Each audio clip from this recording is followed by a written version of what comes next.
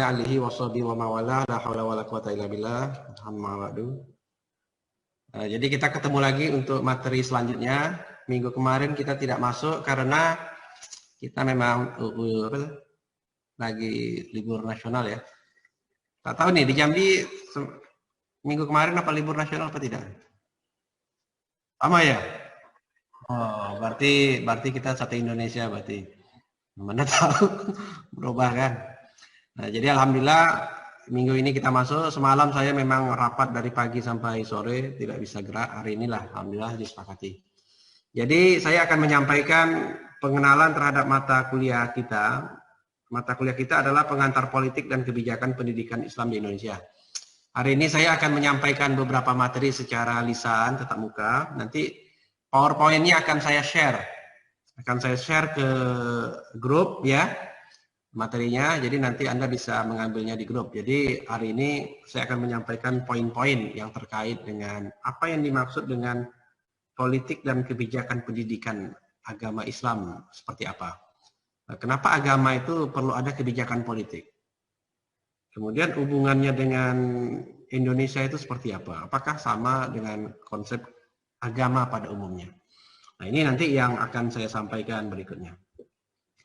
Nah, sebelum ini saya ingin menyampaikan juga lah, alhamdulillah untuk materi-materi perkuliahan itu Anda bisa mengambilnya di internet dan segala macamnya. Nanti saya akan share juga ke materi tentang bagaimana mekanisme pengambilannya. Ini ada beberapa buku yang saya pikir yang kemarin saya share ke Anda, mungkin Anda bisa lihat lah ya. Nah, ini Dutch Policy Against Islam and Indonesians of Arab Descent in Indonesia. Ini LP3S. Kalau di LP3S Anda bisa tengok di internet itu ada semua itu. Jadi bahasanya adalah kebijakan Belanda tentang Islam dan orang Arab keturunan orang Indonesia keturunan Arab di Indonesia. Ini juga berbicara tentang bagaimana konsep sebenarnya agama itu kok harus menjadi dasar khususnya Islam ketika hadir di Indonesia ini seperti apa. Kita lihat di dalam faktor sejarah, ya faktor sejarah itu salah satunya seperti ini. Ini buku karangan Profesor Zamakhsyari Dovir yang berjudul tentang tradisi pesantren, studi pandangan hidup Kiai dan masa depan Indonesia.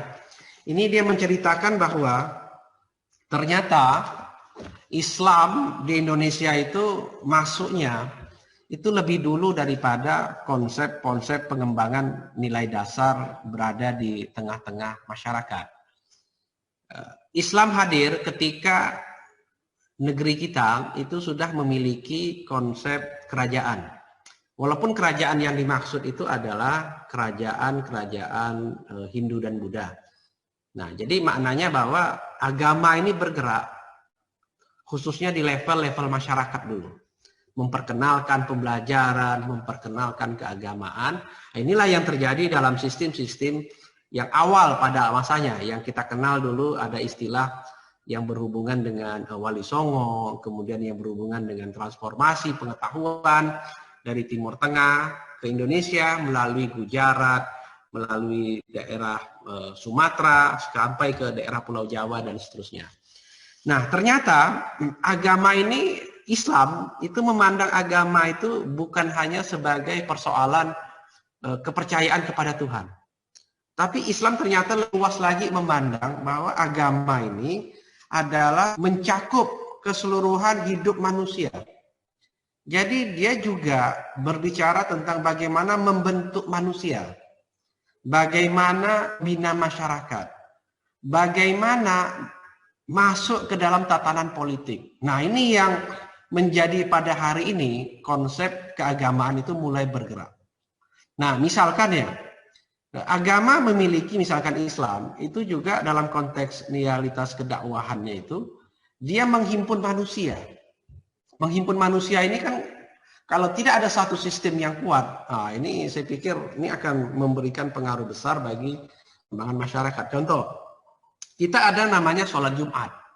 Sholat Jumat kenapa hanya untuk laki-laki saja? Nah itu kan. Nah ini kalau dipakai dalam kacamata realitas politik yang berkembang, wah ini bisa diarahkan kepada konsep politik yang luar biasa. Kenapa? Karena ada sumber daya manusia, laki-laki yang berkumpul pada satu tempat yang sama. Nah ini kalau khatib tidak betul-betul, wah ini bisa memberikan pengaruh besar bagi orang untuk motivasi bergerak. Seperti itu. Jadi agama dalam tantangan praktis, dia bukan hanya memberikan pengaruh hidup bagi orang, tapi Islam memandang keseluruhan aspek manusia itu juga diatur oleh agama. Nah, inilah yang berkembang kemudian masuknya ini ke dalam sistem-sistem pemerintahan yang ada. Contoh, dalam sejarah disebutkan, nah di sini juga kita lihat. Nah, ini saya bawa buku satu. Ini disertasi dari Bapak Abdurrahman Mas'ud, mantan Direktur Perguruan Tinggi Islam. Disertasi beliau tentang Haramain ke Nusantara, jejak intelektual arsitek pesantren. Di sini menjelaskan tentang ternyata agama itu memiliki kekuatan ketika dia memiliki hubungan keilmuan yang kuat. Memiliki garis sanad dari guru ke murid dan segala macamnya, sehingga ini menjadi dasar kekuatan yang lebih kuat. Nah, zaman orang-orang tua kita dulu, orang tidak akan sempurna ilmunya kalau dia tidak sampai ke Mekah. Ya, kenapa? Karena ke Mekah itu adalah tujuan akhir dari pengalaman spiritual umat manusia. Nah, ini juga sehingga mengakibatkan dasar kekuatan yang menjadi kekuatan bagi manusia untuk bergerak lebih jauh. Nah, ketika pada zamannya kerajaan-kerajaan Islam di Indonesia, jauh sebelum kerajaan Islam, kerajaan Hindu-Buddha, ini pengaruh ternyata di masyarakat itu mulai bergerak untuk memberikan kekuatan yang lebih baik.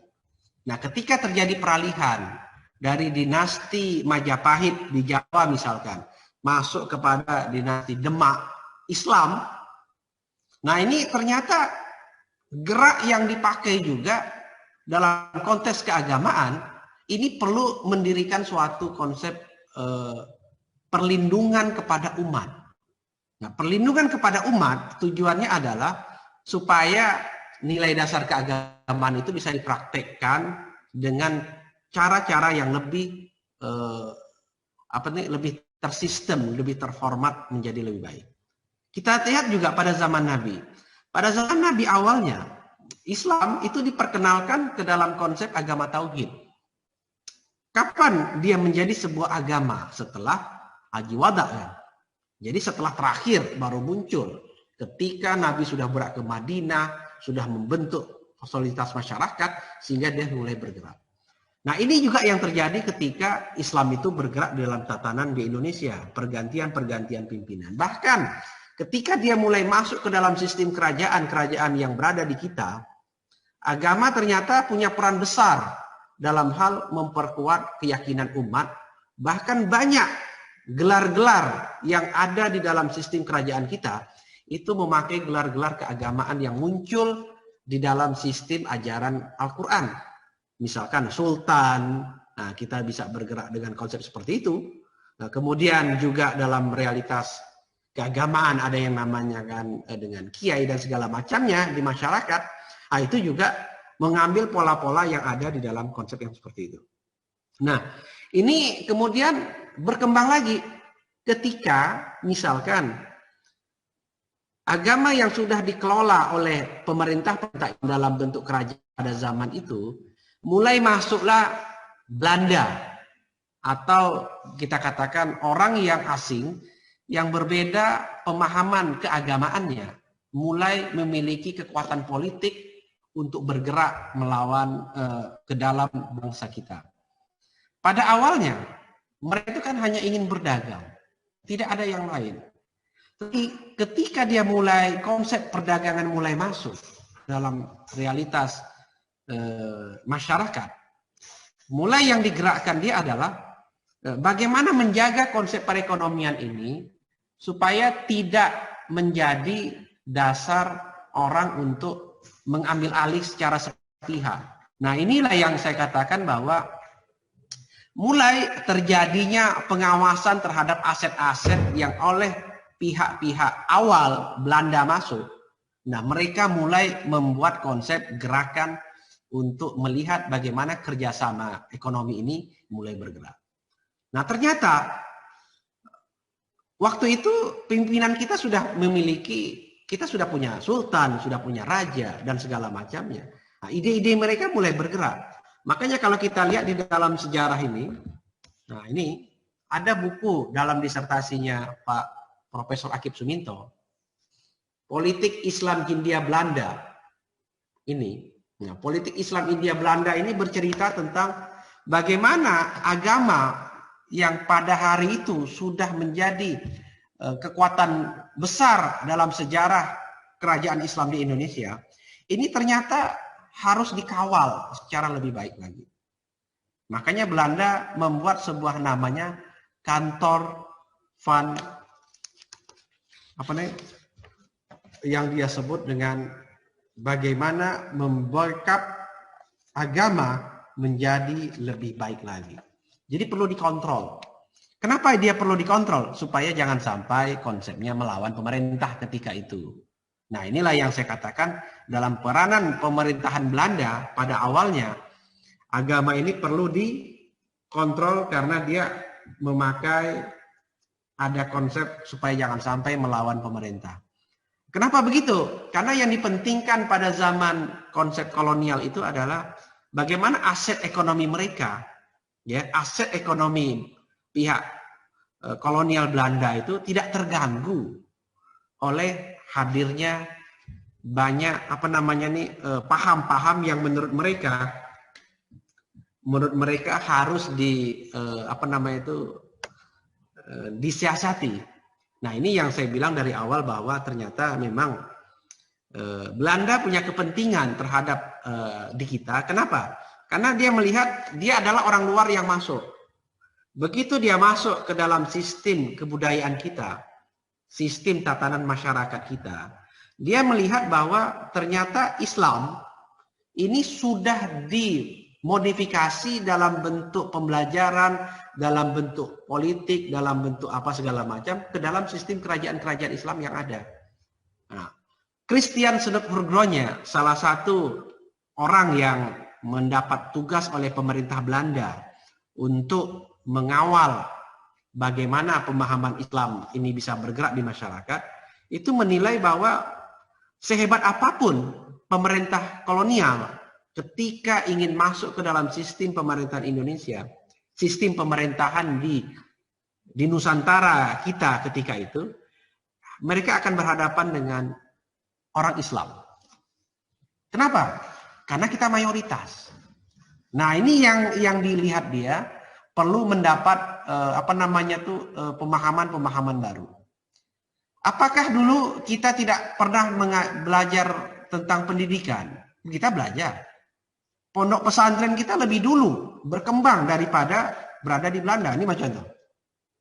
Modernisasi pondok pesantren. Ini sudah dulu muncul sebelum kolonial itu muncul. Jadi kita sudah punya sistem pembelajaran yang sempurna. Nah, tetapi oleh pihak kolonial, dia memiliki model pembelajaran baru misalkan. Contohnya apa? Dia membuat sistem pembelajaran yang menekankan kepada konsep sekularisasi. Sekularisasi seperti apa?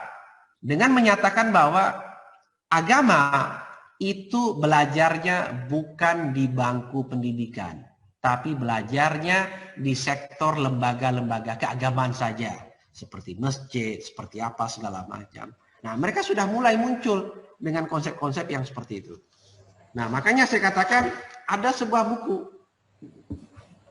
Sejarah Pendidikan Indonesia dari awal itu mencerminkan pola bahwa ternyata sistem pendidikan Islam di Indonesia itu sudah ada sejak awal bangsa ini mulai mengenal agama Islam.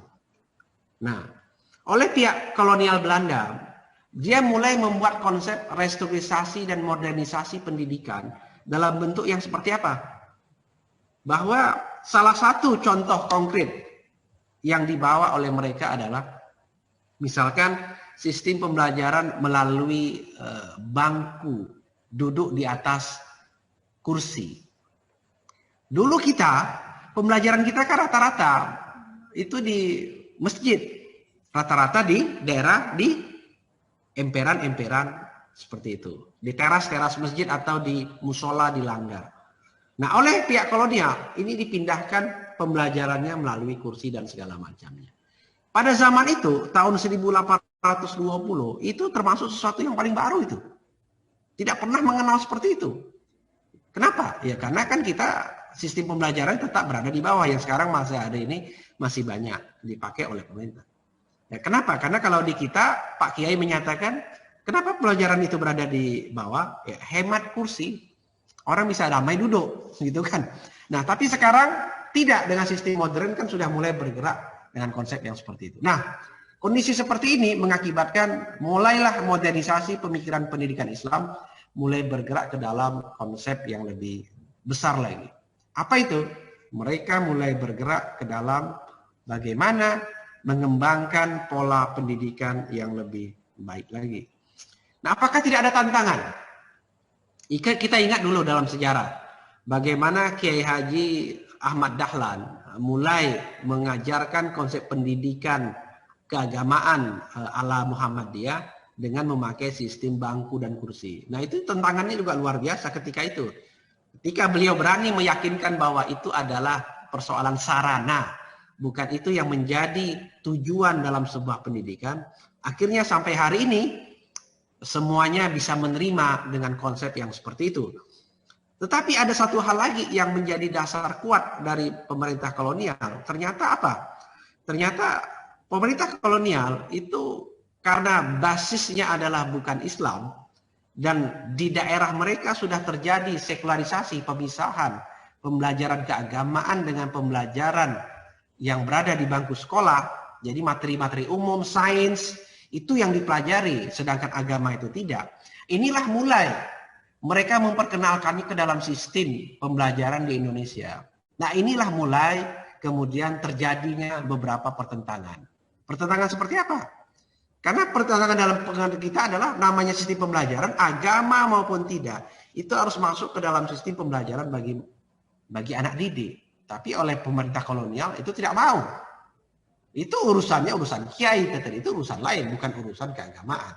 Nah, inilah kemudian berkembang menjadi pola-pola pendidikan ala Belanda dan pola-pola pendidikan ala keagamaan pondok pesantren. Nah, sehingga mengakibatkan cara pikir seperti ini terus berkembang. Bagaimana kok agama terpisahkan dalam sistem keagamaan? Padahal zaman mereka itu tidak seperti itu.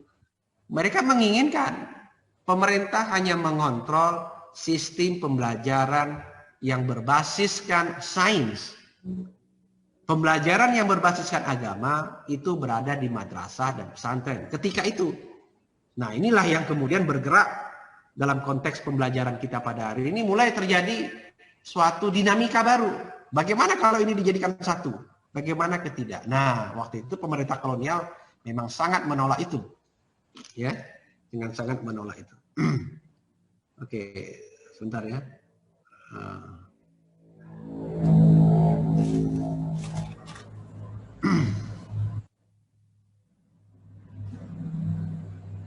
Ya.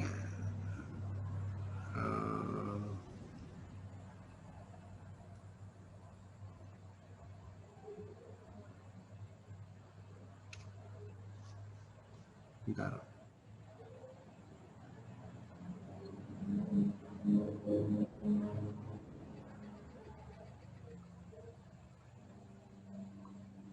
Nah, untuk menggerakkan ini, kemudian Belanda membuat suatu lembaga.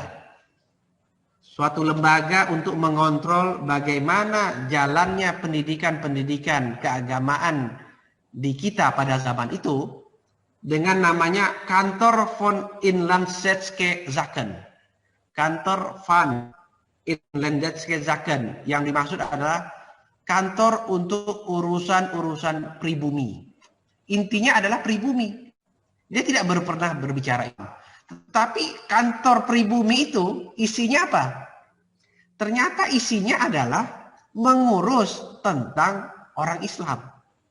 Bahasanya tidak Islam, tapi bahasanya pribumi. Nah, ini yang kita lihat terjadinya persoalan di dalam pengembangan kontrol seperti itu tadi. Kenapa? Kata dia, karena masyarakat lebih banyak percaya kepada pembelajaran yang diajarkan oleh Pak Kiai daripada pembelajaran yang diberikan oleh pemerintah. Akhirnya memunculkan kan istilah, wah kalau belajar sama kolonial itu kafir segala macam. Nah, seperti itulah yang memunculkan sehingga akibatnya terjadi berbagai macam pertentangan. Kemudian pada masa VOC, ya, itu juga mulai mendirikan beberapa sekolah-sekolah misionaris Kristen. Kenapa?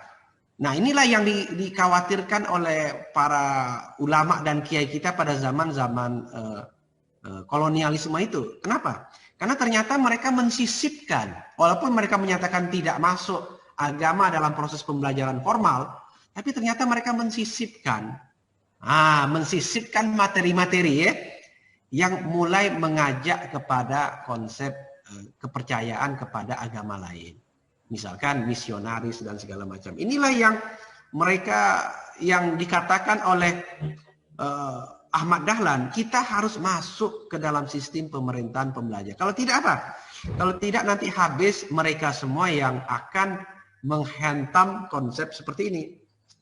Ya, makanya kurikulum gereja mulai masuk ke dalam sistem pembelajaran dan segala macamnya. Nah, di samping materi-materi umum. Karena apa? Karena penjajahan itu memiliki 3 konsep yang kita akui kemarin sudah menjadi dasar mereka gerak, yaitu gold, gospel, dan glory.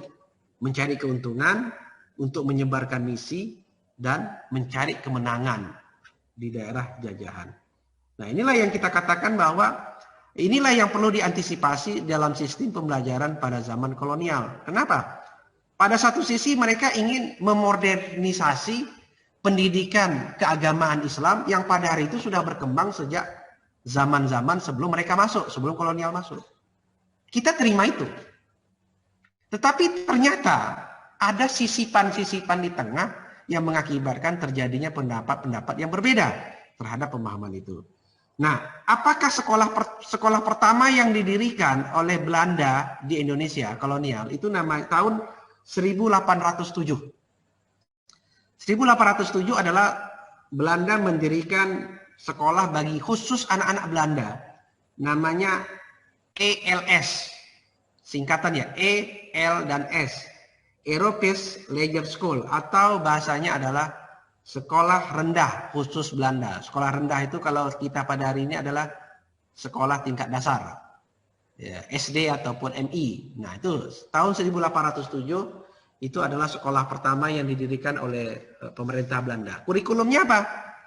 Kurikulumnya ditujukan untuk pengembangan intelektualitas dan tujuan-tujuan misionaris lainnya. Nah, ini yang mereka gerakkan ke dalam konsep yang seperti itu. Mulailah belajar matematika, sains, fisika, kimia, ilmu hitung, ilmu bahasa. Nah, itu mereka menggerakkan dengan konsep pembelajaran tingkat rendah. Tapi agama tidak diajarkan. Nah, ini ya, agama tidak diajarkan pada tahun 1807 pada zaman kolonial Belanda. Nah, kemudian Belanda pada tahun 1848 kemudian mulai membuka diri. Bagaimana konsep misi ini bergerak di kalangan pribumi? 1848 ILS, sekolah dasar tingkatan Belanda itu mulai menerima anak-anak dari golongan raja atau ningrat. Yang tujuannya apa? Untuk memahamkan seandainya mereka nanti menjadi raja, jadi mereka ada keterikatan hubungan pendidikan dengan orang Belanda. Nah, ini kepandaian mereka lagi nih menggerakkan konsep yang seperti itu. Yang dia tawarkan apa? Pembelajaran yang tidak pernah diajarkan oleh guru-guru agama. Apa itu? Matematik. Apa itu? Sains.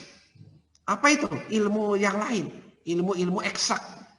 Dan ini menjadikan daya tarik ilmu politik dan segala macamnya, ekonomi. Nah, mereka aja. Tapi ekonomi apa yang diajarkan? Ya, ekonomi kapitalis, ekonomi liberal.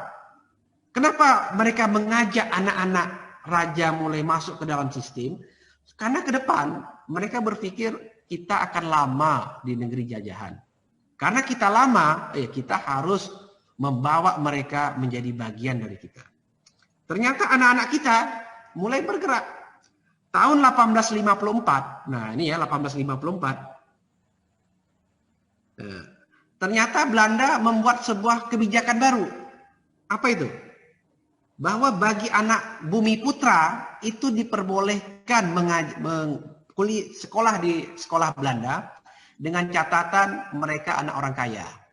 Jadi tidak harus lagi dari kalangan raja, tapi mulai 1854 Belanda membuka diri bagi anak-anak yang dari kalangan mampu bisa masuk ke dalam sistem pembelajaran Belanda.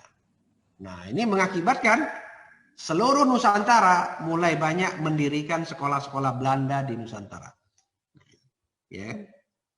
Nah, jadi dengan kondisi seperti itu mengakibatkan Belanda berpikir, wah pendidikan ini perlu digerakkan. Dan mereka tidak mengurus pendidikan keagamaan yang ada di kita ketika itu. Karena bagi mereka bilang itu urusannya Pak Kiai, itu urusan yang lain. Tetapi apa yang mereka urus? Nah, ingat ya, yang mereka urus adalah bagaimana sistem pendidikan di pesantren dan segala macam jangan melawan pemerintah kolonial. Nah, kalau dia membantah pemerintah kolonial, resikonya adalah dibredel, ditutup dan segala macamnya. Nah, inilah yang memberikan konsep yang besar di dalam pembelajaran ketika itu bahwa terjadi polarisasi yang luar biasa besar. Nah, kemudian yang berikutnya adalah apa ciri-ciri pembelajaran dalam konteks Belanda ketika itu. Kalau pembelajaran dalam konteks Islam, saya pikir Anda sudah mengerti semua, apalagi ini di PAI, ya kan menekankan tentang bagaimana hubungan manusia dengan Sang Khalik. Materi agama itu kan terbagi kepada 5 konsep kan. Apa itu? Fikih, Al-Quran dan hadis, akidah dan akhlak, sejarah Islam, satu lagi adalah bahasa Arab. Nah, itu kan materi inti dalam konteks pembelajaran di dunia agama. Nah, oleh Belanda di luar itu kan tidak dipelajari ketika itu. Nah, Belanda memberikan informasi baru terkait ilmu-ilmu eksak. Nah, ciri-ciri pembelajaran Belanda itu apa? Ada 6. Nah, ini 6 ya, saya sebutkan 6 ciri-cirinya.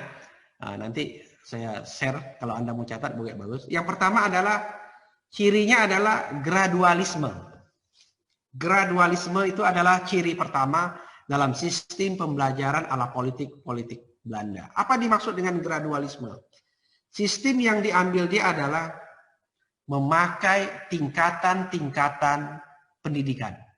Ini untuk tingkatan pertama, tingkatan kedua, tingkatan ketiga, tingkatan keempat, dan perguruan tinggi seterusnya. Nah, apa saja namanya? Nah, untuk tingkatan-tingkatan sekolah pada zaman Belanda itu apa saja? Ada 5. Ada 5. Tingkatan pertama disebut dengan Volksschule atau sekolah rakyat. Sekolah rakyat. Ini untuk siapa ini? Ya, untuk saya bilang tadi, untuk kalangan ningrat, untuk kalangan pengusaha, untuk orang-orang yang punya mampu yang mau bekerja sama dengan Belanda. Nah, kalau kita yang tidak mau kerja sama dengan Belanda, jangan harap boleh masuk. Nah, itu kan, itu yang pertama. Yang kedua, HIS, HIS. Holland Inland School. Ini tingkatannya adalah SMP. Tingkat SMP. Holland Inland. Jadi artinya apa? Sekolah Belanda bagi anak-anak yang berada di negeri jajahan. Yang ketiga disebut dia MULO. MULO. MULO. MULO ini kalau kita pada hari ini itu disebut dengan SMP tingkat pertama. Jadi kalau saya katakan tadi sekolah rakyat, itu sekolah rakyat itu hanya sampai kelas 2. Kelas 1 dan kelas 2 itu disebut dia dengan kelas rakyat, sekolah rakyat. Jadi anak-anak kita, walaupun golongan ningrat, itu oleh Belanda tuh hanya boleh sampai kelas 2 aja. 2 SD. Kalau pada hari inilah. Nah, setelah sekolah rakyat itu namanya HIS. yang saya bilang tadi lah, Holland Island School, itu kelas 3 sampai kelas 6. Ini khusus orang Belanda. Nah, jadi kalau kita lihat dalam konteks pada hari ini, berapa banyak kita kena tipu tuh. Boleh masuk, diberikan segala macam, tapi ternyata hanya sampai kelas 2 SD.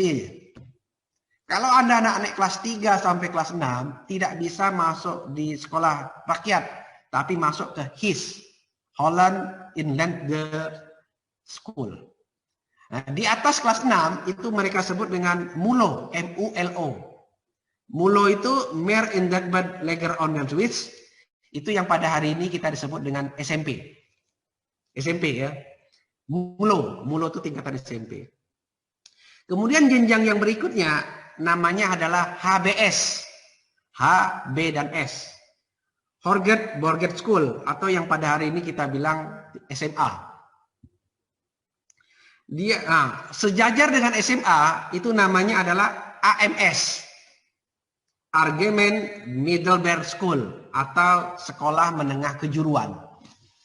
Jadi tidak ada universitas yang didirikan oleh Belanda di Indonesia. Wah, itu luar biasa itu. Menurut mereka, orang pribumi dah cukup hanya sampai SMA saja. Kenapa? Kalau Anda tinggi-tinggi belajar, nanti Anda melawan kami pula. Nah, itu menurut mereka. Jadi mereka membuat sistem graduasi pendidikan itu bukan untuk memberikan pemahaman.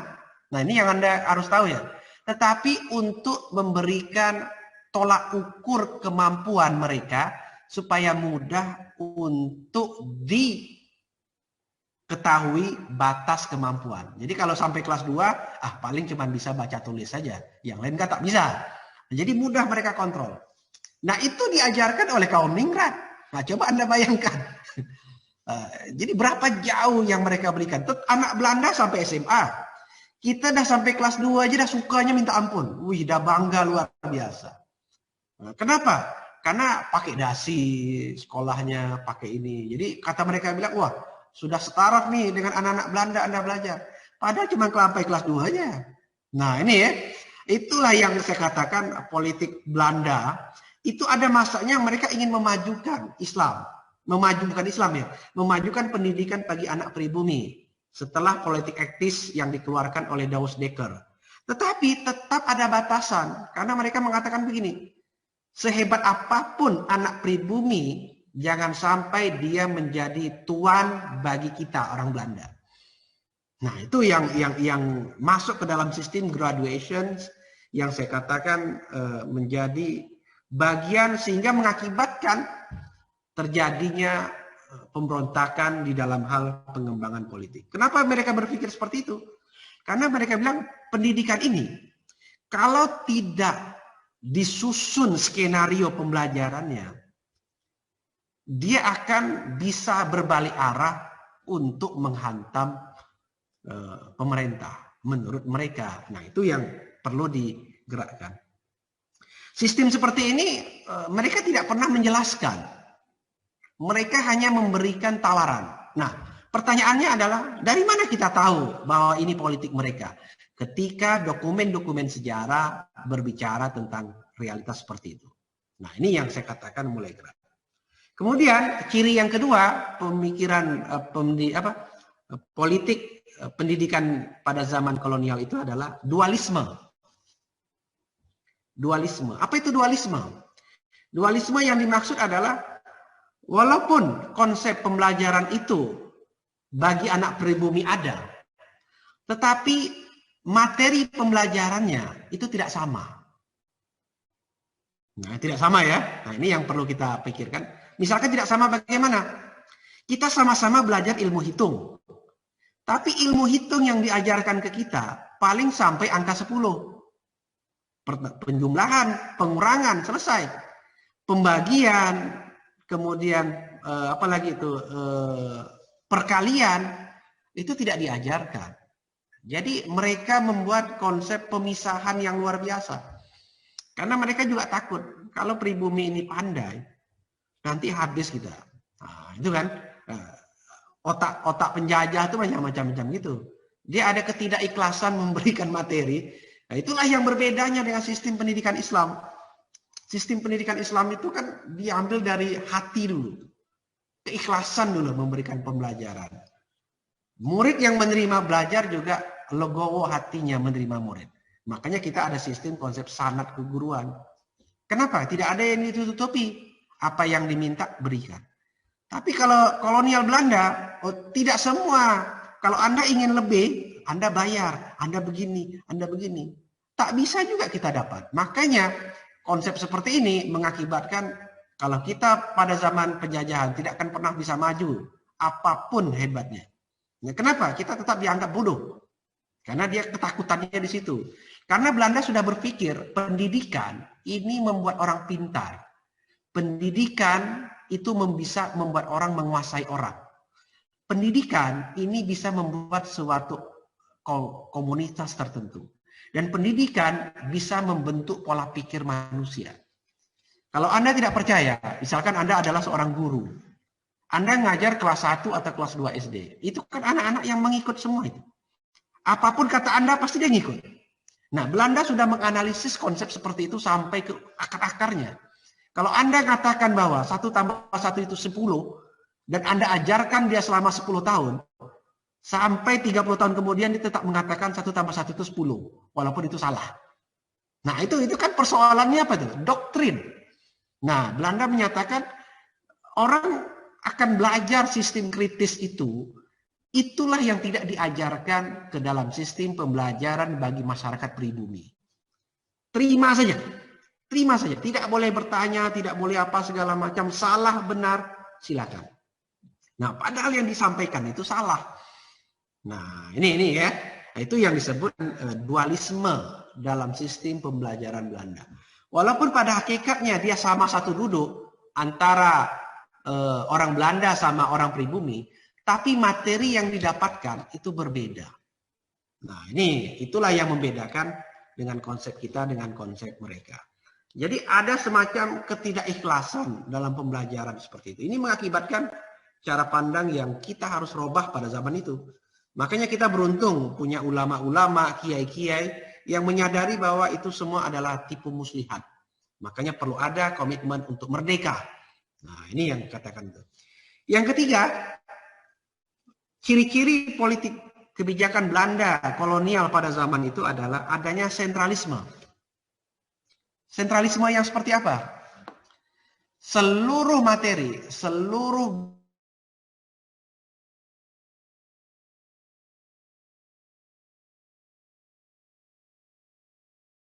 hanya mengajar. Tidak boleh lari dari materi. Bagaimana Pak pengembangan materi? Tidak ada.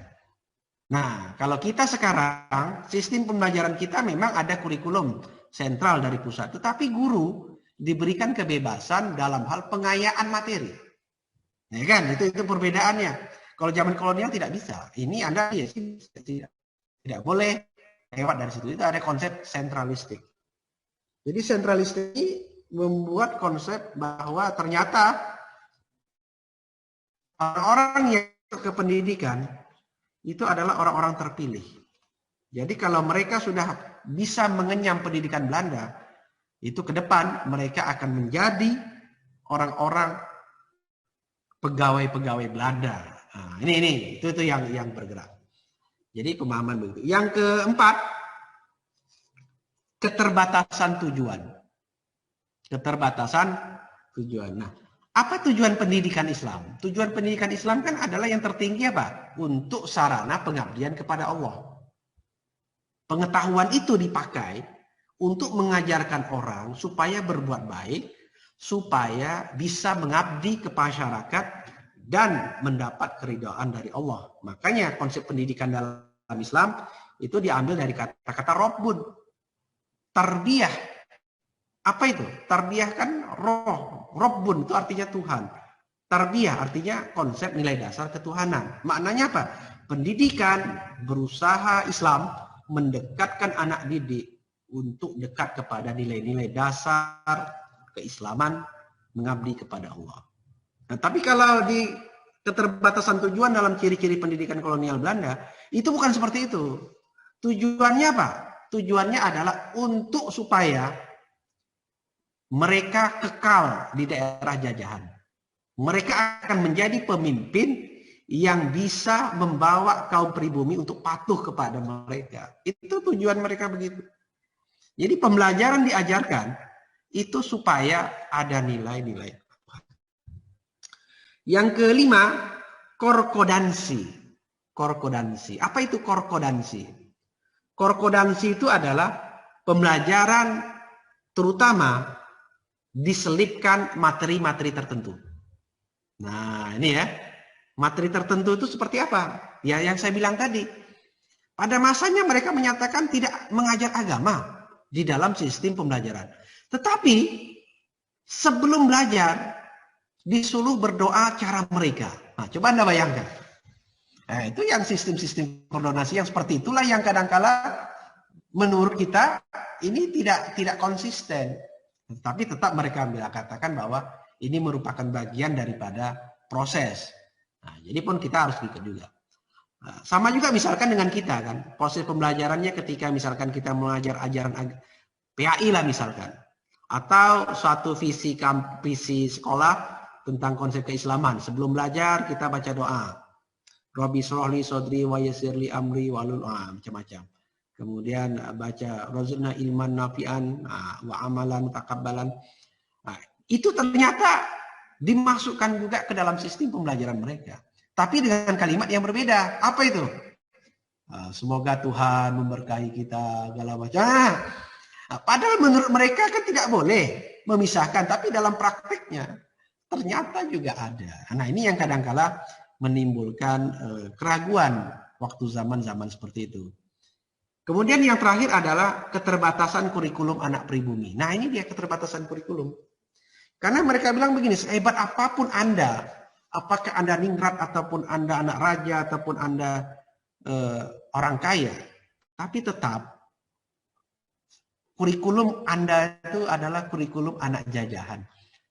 Nah, ini kan, hal-hal yang seperti ini yang jauh daripada sistem-sistem pembelajaran modern pada hari ini. Nah, itu yang kita katakan bahwa hal-hal ini kemudian menjadi dasar untuk gerak ke dalam pola-pola kita menjadi lebih baik. Itu zaman kolonial Belanda. Sampai kapan ini bergerak? Sampai 1942. Modelnya masih seperti itulah. Sampai 1942, sistem pendidikan kita memang luar biasa berat. Nah, tetapi kehebatannya adalah banyak dari golongan, walaupun kita diberi kesempatan hanya belajar sampai kelas 2 SD, kemudian kita juga melobi segala macam sehingga bisa masuk ke SMP, dan belajarnya pun bagi anak-anak yang punya kemampuan besar dalam hal misalkan orang tuanya kaya dan segala macamnya. Nah, itu ternyata IQ orang kita itu melebihi daripada pemikiran-pemikiran Belanda. Contoh saya katakan, Bung Karno itu sampai HBS, sampai AMS dia kuliah. Dia belajar itu hanya sampai tingkat sekolah. Kemudian dia masuk sekolah AMS. Kemudian 1 tahun yang di Bandung itu, ABS itu, langsung dapat gelar insinyur. Nah, coba Anda bayangkan. Padahal mengambil insinyur di Belanda itu perlu 7 tahun. Tapi Bung Karno itu 1 tahun selesai dapat. Kenapa bisa begitu? Karena Belanda tahu Soekarno ini cerdas. 1 tahun saja sudah cukup, Anda sudah insinyur katanya. Makanya dikasih gelar. Padahal kuliah dapat insinyur itu harus 7 tahun kalau di Belanda. Karena kalau Soekarno kuliah sampai 7 tahun, resikonya apa? Bisa demam orang Belanda dibuat dia. Nah, makanya dikasih sedikit-sedikit. Kemudian Bung Hatta, Anda bisa lihat, Bung Hatta itu hanya sampai SMA-nya di Belanda. Dia hanya satu-satunya murid yang berada di daerah Padang yang bisa belajar.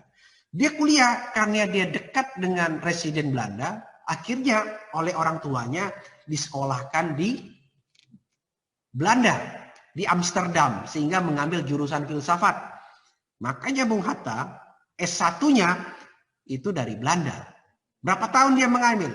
4-5 tahun S1-nya di Belanda. Jadi kuliah betul itu Bung Hatta sampai doktorandus. Nah, kalau sekarang doktorandus S1 ya dulu ya. Kalau dulu di Belanda Dr. Andus itu udah doktor itu. Wah, itu kan udah doktor, udah tinggi.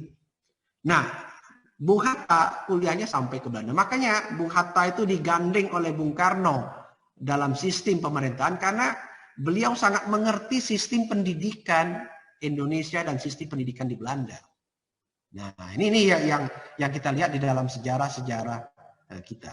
Makanya kita lihat Bung Karno tidak pernah sekolah di Belanda, tidak pernah. Kuliahnya paling tinggi itu di Bandung. Setelah tamat dari HDS, beliau disekolahkan karena dia pintar, dia anak anak juragan juga. 1 tahun saja sebagai kuliah persiapan untuk ke Belanda, tapi beliau tidak pernah di kuliah Belanda. Begitu 1 tahun selesai, mereka mau diantar ke Belanda, orang Belanda langsung, Anda sudah insinyur. Coba Anda bayangkan, cerdasnya Bung Karno, ketakutanlah orang Belanda. Jadi kalau Anda hari ini kuliah, Pak, saya kuliah hari ini masuk, besok langsung S2. Wah, itu saya pikir Anda nanti takut pula kembali ke zaman Belanda pula nanti kan. Nah, jadi minimal ya 4 semester gitu. Atau 3 semester. Nah itu. Nah, ini yang terjadi seperti itu. Nah, makanya Anda jangan melihat kondisi, oh, Pak ada teman saya Pak kuliah baru masuk besok dapat wisuda. Nah, ini Anda itu zaman Belanda lah tuh saya. Ya kita karena apa? Karena memang ketakutan orang untuk bergerak menjadi lebih baik. Nah, dunia Islam. Nah, itu ya. Itu yang kita tengok faktor-faktor sejarah zaman itu. Jadi Belanda menerapkan yang disebut dengan kantor von Inlandzetkezaken. Itu adalah kantor urusan pribumi yang tugasnya untuk mengevaluasi, membuat sistem politik bagi umat Islam di Indonesia, khususnya yang terkait dengan konsep nilai dasar pendidikan keagamaan. Nah, itu pada zaman kolonial Belanda. Nah, kita lanjutkan lagi. Ada pertanyaan sebelum saya lanjutkan ke dalam sistem zaman kolonial Jepang. Nah, ini kita cerita lagi. Banyak. Silakan. Bagi yang ingin bertanya, saya kasih waktu sekitar ini. Buka saja dia punya ini. Bisa dibuka ya? Pak. Ya, silakan. Pak Muhammad Amin. Jadi untuk politik Islam itu kapan mulai masuknya itu, Pak? Politik Islam? Ya, Pak. Oke. Ya. Jadi, yang disebut dengan politik Islam itu mulai masuk ketika Islam sebagai sebuah agama mulai bergerak ke dalam sistem pemerintahan. Gitu ya. Kapan masuknya? Masuknya adalah ketika Islam sudah berbentuk kerajaan di Indonesia. Ya, tergantung kerajaan itu berdirinya kapan. Kalau di Jawa berdirinya itu adalah pada zaman Kerajaan Demak. Gitu ya. Tahun 1400 berapa? 15. Tapi kalau di Aceh tahun 1265 Kerajaan Samudra Pasar itu sudah mengambil Islam dalam sistem tata kelola pemerintahan.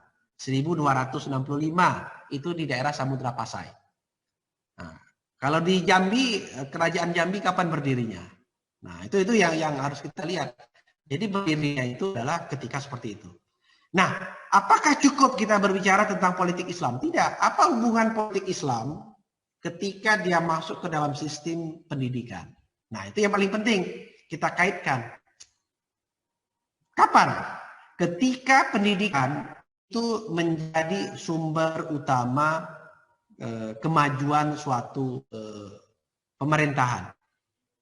Ketika Wali Songo mendirikan masjid Demak, nah itu ternyata politik pendidikan sudah mulai masuk. Ketika para kiai sudah mulai bergerak mendirikan beberapa sekolah, itu sudah mulai masuk. Ketika ada mahasiswa, wah, begitu dia tamat, ternyata dia ketua yayasan. Nah, sebenarnya politik pendidikan Islam. Kenapa? Karena Anda menghimpun orang gitu. Anda menyusun. Orang datang membuat aturan bagaimana Anda masuk pagi, siang, sore, malam, sebetulnya Anda lah aktor utamanya. Nah, itu yang Anda harus ingat. Nah, kita semua ini adalah aktor politik pendidikan. Cuman yang jadi persoalan adalah ketika kita sebagai seorang santri, seorang siswa, seorang mahasiswa, kitalah orang yang jadi objek politik pendidikan itu. Jadi hari ini Anda kuliah S2 kan? Sebenarnya Anda jadi objeknya nih. Nah, apa buktinya? Materi itu kan dari saya. Nah, ketika Anda menyatakan, Pak, saya protes Pak, materi yang kedua kita ganti Pak tentang Islam lain Pak. Nah, saya bilang itu Anda berubah dengan kurikulum itu. Nah, itu kan, nah ini yang saya katakan, itulah kondisi yang terjadi. Nah, yang kita pelajari pada hari ini adalah hubungan politik dan kebijakan itu dalam konteks pemerintah hari ini. Gitu ya. Dalam konteks peraturan pemerintah. Bukan dalam konteks yayasan yang kita gerakkan, tapi pemerintah secara umum. Nah, kalau dia pemerintah secara umum, ya kita akan menilainya mulai dari zaman Belanda, Jepang, kemudian zaman Indonesia pertama sekali mulai berdiri. Oke, gitu Pak ya. Ada lagi kira-kira? Ada 2 pertanyaan lah sebelum kita lanjutkan. Silakan. Ya. Yang lain? Saya Pak. Iya, silakan. Siapa itu? Bintang ya? Saya catat ya. Oke, silakan. Pak, saya kan pernah melakukan bahwa di Indonesia. Apakah ada kaitannya dengan pihak Belanda bahwa itu sangat ditakuti oleh Belanda gitu Pak? Nah, ya, itu yang pelan-pelan. Ini jaringannya agak error. Gini Pak, saya pernah dengar di masyarakat. Ya. Umat muslim yang pernah haji itu di Indonesia yang gelar haji gitu. Apakah semua itu ada dengan Belanda itu nah?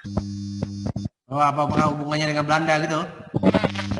Itu saya dengar juga Belanda bahwa dia orang yang haji dengan ulama itu Pak. Itu Belanda bagi orang Belanda itu ditanda adanya haji tersebut itu. Apakah ada kaitannya? Hanya sebatas macam masyarakat saja gitu Pak. Oh gitu. Jadi gini.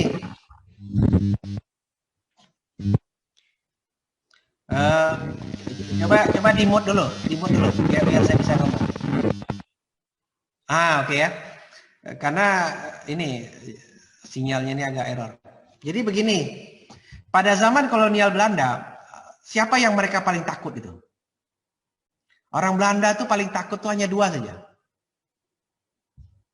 Apa itu? Yang pertama, mereka yang mempunyai lembaga pendidikan. Wah, itu orang tahu Belanda paling takut itu. Yang kedua, Belanda paling takut dengan orang yang balik dari haji dari Mekah. Wah. Kenapa Belanda paling takut dengan orang yang punya lembaga pendidikan? Lembaga pendidikan zaman kita dulu, waktu zaman kolonial, kan banyak dipegang oleh Pak Kiai ya. Banyak Kiai. Kenapa? Karena mereka sudah tahu. Pendidikan itu menghimpun orang, memberikan orang untuk gerak pemahaman doktrin bagi peserta didik. Itu kalau dikelola dengan baik, dia akan mencapai kepada derajat kesempurnaan hubungan kepada Allah. Tapi kalau dia ada konsep-konsep sosial di masyarakat, dia bisa saja dialihkan ke dalam sistem pembelajaran yang mengarah kepada kebencian terhadap sesuatu kaum. Nah, ini yang Belanda ketika itu sangat luar biasa ngeri. Makanya banyaklah dulu kita lihat dalam sejarah pergerakan kita, banyak kiai-kiai, anak kiai yang segala macam itu yang jadi pejuang-pejuang kan. Nah, itu satu. Kemudian yang kedua adalah mereka yang pulang dari haji. Kenapa Belanda paling takut? Karena konsep agama Islam ketika itu yang saya bilang di awal, bahwa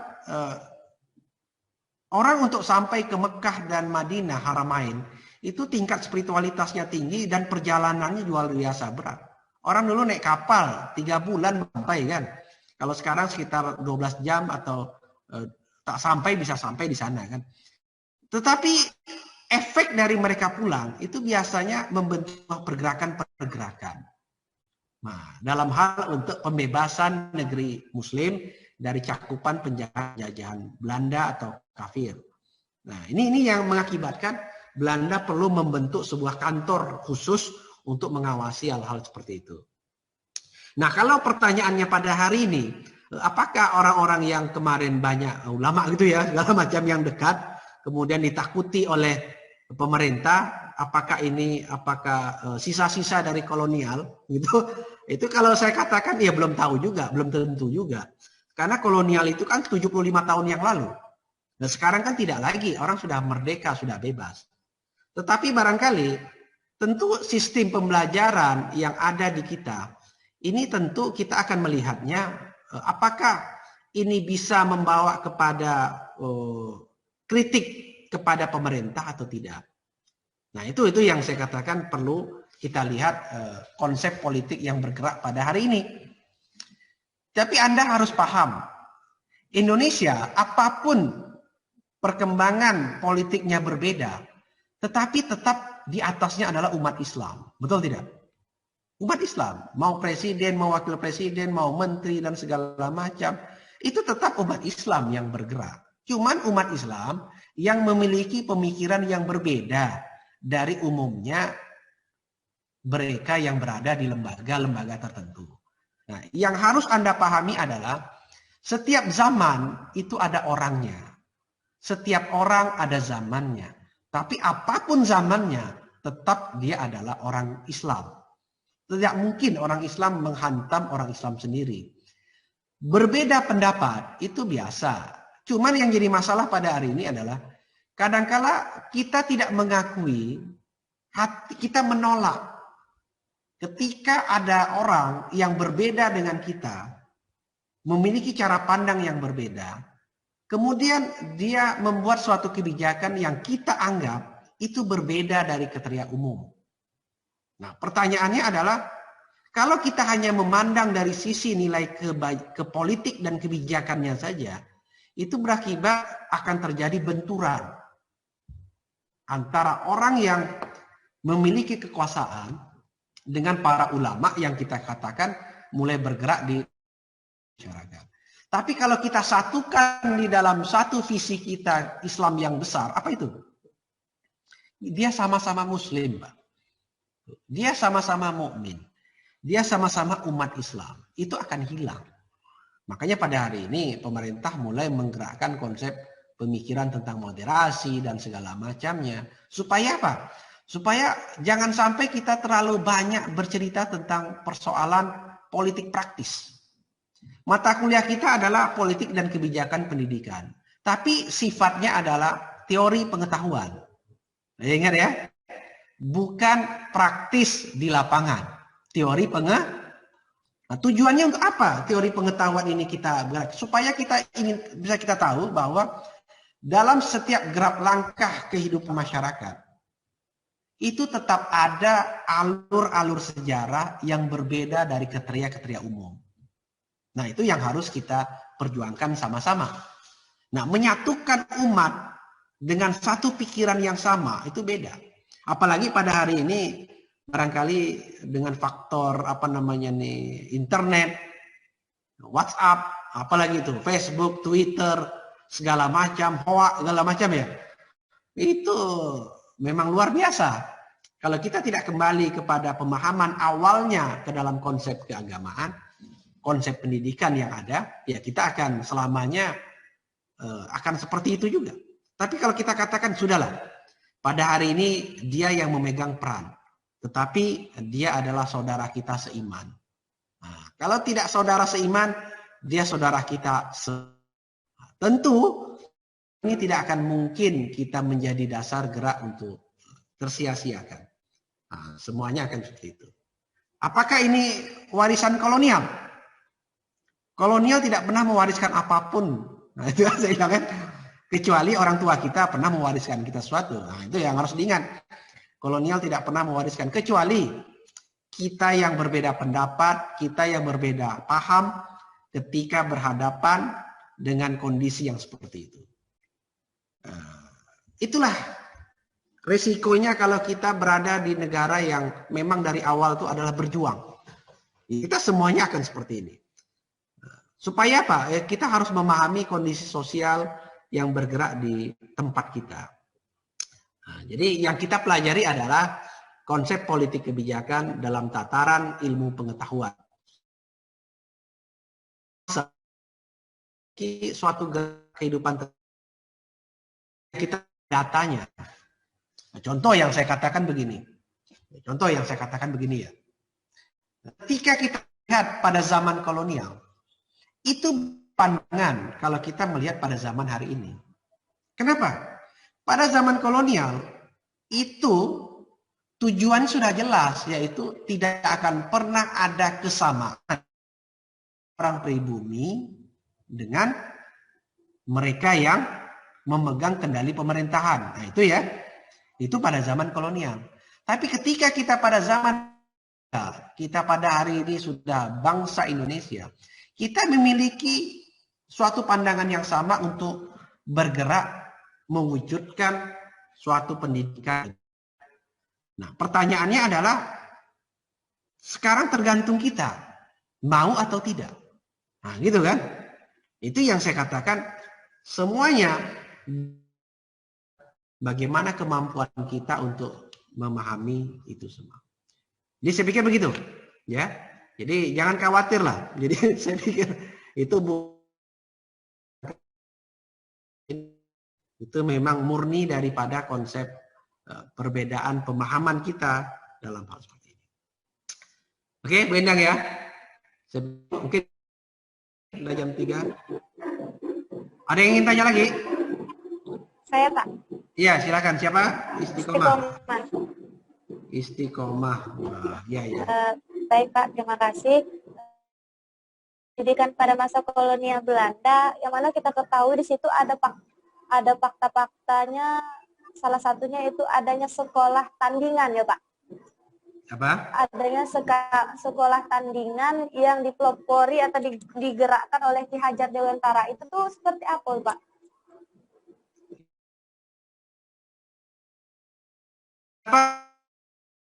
Saya bilang dari awal tadi bahwa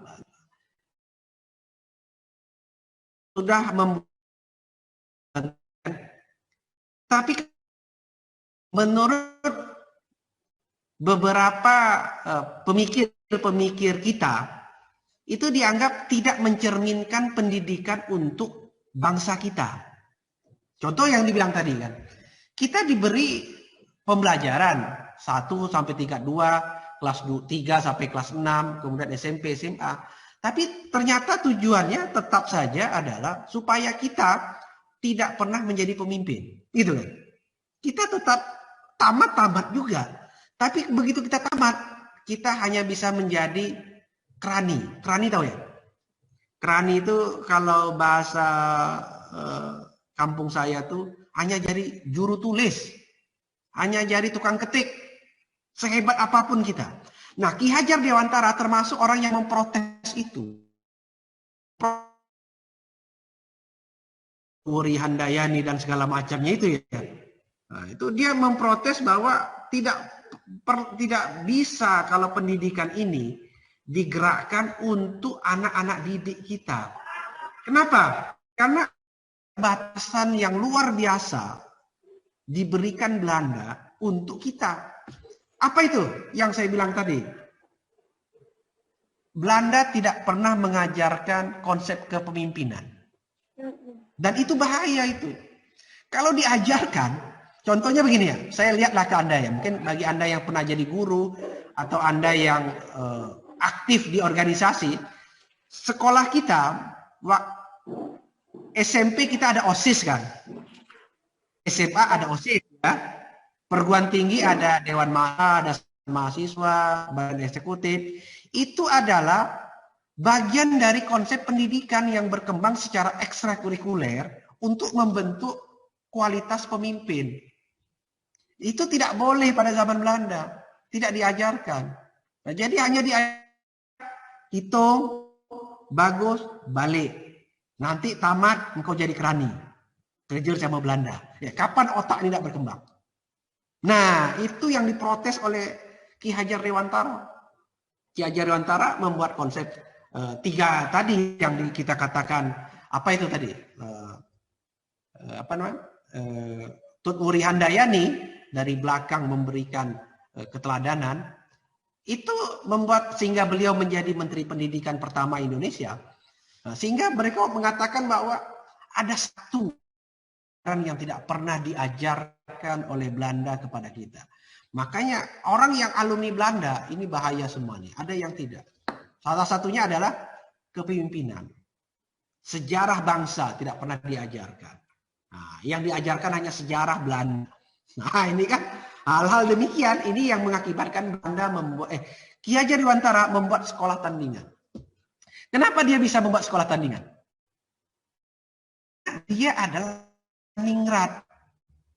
Dia anak dari orang-orang yang berpengaruh di istana raja. Sehingga dia punya bergaining untuk membantu itu. Tapi kalau kita yang dari petani segala macam habis kena babat loh. Nah, kan? Nah, inilah kita juga sangat berterima kasih ternyata bangsa kita, walaupun mereka ketika itu adalah ningrat, golongan apa, tapi ada segelintir dari kita itu yang berpikir tentang bangsanya. Makanya Anda bisa lihat ya, kebanyakan tokoh-tokoh pergerakan pertama kita itu rata-rata anak-anak ningrat semua kan. Bung Karno, Bung Hatta, Sutarir, siapa lagi? Mr. Amir Saripudin, siapa lagi itu? Ki Hajar Dewantara, kemudian siapa lagi? Dr. Wahidin Sudirohusodo, itu rata-rata anak-anak ningrat semua itu. Dan ternyata kenapa kok mereka tidak anak-anak dari petani dan segala macam? Karena Belanda memberikan kesempatan anak-anak ningrat yang boleh belajar. Nah, itulah kehebatan anak-anak ningrat ini, dia berpikir tentang berpikir bangsanya, sehingga kita buat sekolah tandingan untuk melawan Belanda. Termasuk juga kalau Anda tahu, Anda kenal tidak Dr. Wahidin Sudirohusodo? Dr. Wahidin Sudirohusodo, tahu ya?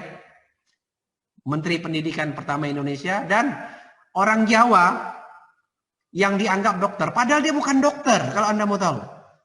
Dia sekolah di Belanda, sekolah di daerah di apa tuh? Sekolah Belanda yang namanya HBS tadi.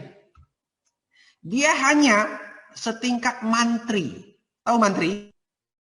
Mantri tamat SPK, sekolah perawat. Jadi ketika itu ada wabah di Pulau Jawa. Nah ini ceritanya ini. Ada wabah di Pulau Jawa. Bahwa polio lah, wabah apa segala macam, cacar. Jadi yang bisa menggerakkan masyarakat bawah itu hanya Wahidin Sudirohusodo, gitu ya. Jadi dia itu adalah mantri cacar di sini, contoh sini, gitu ya. Kenapa? Karena orang Belanda tak mau masuk ke kampung-kampung, jorok katanya. Kampung-kampung ketemu sama nelayan segala macam, bau ikan, bau apa segala macam, 44 karat bau, orang Belanda tak mau. Yang mau orang kita, Pak Wahidin namanya Sudirohusodo. Jadi karena dia membawa suntik cacar, orang Jawa bilang itu Pak Dokter datang. Pak Dokter datang. Jadi dia digelar Dokter Wahidin Sudirohusodo dan orang Belanda mengakui itu. Oh iya, dokter. Nah, coba Anda bayangkan itu. Dia Dokter Wahidin itu katanya. Padahal dia hanya mantri. Kenapa? Karena kehebatan Wahidin itu setingkat dokter. Nah, itu kan bayangkan kan. Kenapa? Karena dia punya kemampuan untuk mengobati orang secara medis dan mengambil konsep psikologis ketika mengobati orang. Jadi orang begitu diobati sehat. Jadi Anda langsung ngasih gelar dia dokter. Nah, coba Anda bayangkan. Nah, itulah yang terjadi pada zaman itu. Banyak hal-hal yang saya pikir yang perlu kita telusuri dalam sejarah bangsa kita, yang kadangkala berbeda dari pemikiran-pemikiran kita. Kita anggap dia betul-betul dokter. Bukan, dia mantri. Mantri cacah. Tukang suntik. Gitu ya, tukang suntik. Kalau kita sekarang SPK lah, tamat-tamat SMK, SPK ya. Anak-anak perawat, segala macam itu. Ah, itulah yang itu. Nah, jadi gitu ya. Tetapi kehebatan Dr. Wahidin Sudirohusodo itu dia mengajarkan, dia tidak pelit. Bagaimana merawat orang sakit, bagaimana ketika orang demam diajarkan dia masyarakat secara itu. Nah, Ki Hajar Dewantara juga seperti itu. Jadi orang-orang yang peduli pada zaman itu, itulah dijadikan panutan untuk bangsa Indonesia untuk bisa gerak maju. Dan sampai hari ini orang tidak ada protes. Dr. Wahidin Sudiarto tetap dokter, Soekarno tetap insinyur. Orang tidak protes. Kenapa? Ya karena zaman itu ya seperti itu, gitu ya. Tidak bisa. Itu yang saya katakan pada hari ini. Itulah yang disebut dengan konsep moderat itu adalah kita bicara berdasarkan kejadian zamannya. Anda jangan menganalisis kejadian itu pada hari ini. Beda 100%. Ya kan? Kalau sekarang pada hari ini ya Anda ingin kuliah ya kuliah betul. Ingin buat tesis ya sampai selesai, gitu kan. Nah, itu yang saya katakan begitu. Oke, cukup ya? Istiqamah? Ya. Iya, Pak. Oke, kita lanjutkan boleh? Boleh, Pak. Oke, kita lanjutkan jadi begini. Jadi setelah zaman Belanda selesai tahun 1942, Jepang mulai masuk. Penjajahan Jepang mulai masuk kolonial Jepang. Nah, kolonial Jepang juga melihat ternyata Indonesia, Nusantara ketika itu paling banyak penduduk Islamnya. Dan Belanda sudah membuat suatu lembaga sendiri disebut kantor. Jadi oleh Belanda, kantor ini dirubah oleh Jepang, dirubah dia. Namanya adalah Sumubu. Sumubu itu adalah kantor agama untuk masyarakat pribumi yang didirikan oleh pemerintah kolonial Jepang. Namanya Sumubu.